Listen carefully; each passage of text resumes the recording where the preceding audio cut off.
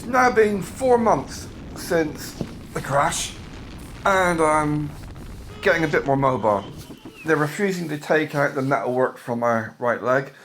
They're refusing to even examine any of the other damage, but then I'm a white guy on welfare, so I'm not really surprised. I am, however, seriously considering getting another bike. I don't know what one. I barely got 2.5 grand for my last one. And honestly, the thought of going back onto 1000cc, I don't know. I got a mental block with that for some reason. But I have been looking at other bikes.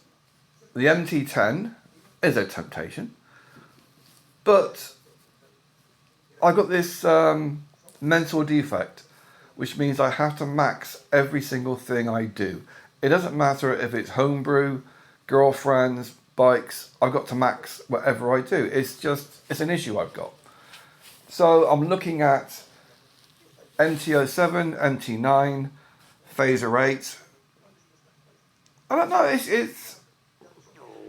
I was looking at a CV6, but I don't know. I think it's a case of, I did at one point look at the insurance categories, and it is a bit of a joke. At my age, and with the fact that even though I've had 2 crippling crashes, I've never actually lost any no claims bonus. So the Phaser was the highest category you can get. It was a 17 for insurance purposes. And that still only cost me about 100 and some a year. Not enough for me to bother cancelling the insurance back in March. And I'm still insured to ride the bloody Phaser, even though it was written off. So, yeah, the other bikes, even the MT10, is the same category insurance-wise. So the insurance is not an issue. That's the least of the expense. The tax is not an issue. That's like a minor expense.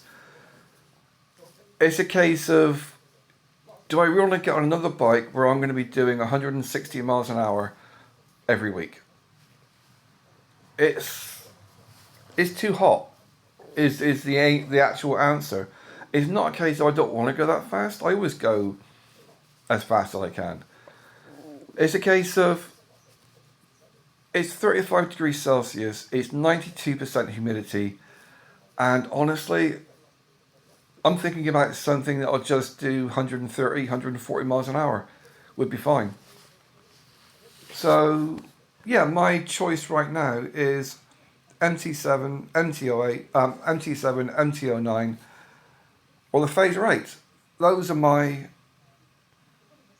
what I'm looking at. The main reason I'm looking at these bikes as well is that I want something less than 15 years old.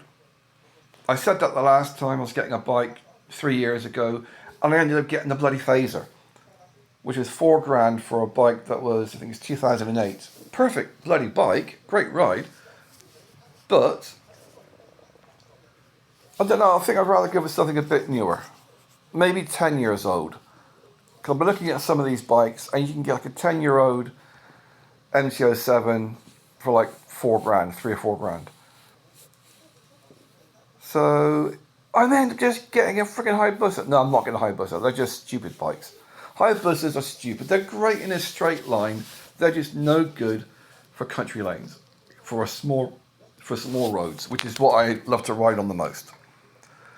So yeah, I've been doing bike hunting for the past month, as well as my off-grid stuff. Yeah, Ash off-grid, hey! But yeah, I'll see what they got local. The biggest hassle is that I'm limping around. I'm getting a bit more mobile. I'm not wearing the leg brace all the time. So I've had a couple of days where I've not worn the leg brace. So trying to view a bike is very, very difficult. So, bike shopping. And then I'm going to buy some forestry. Well, woodland.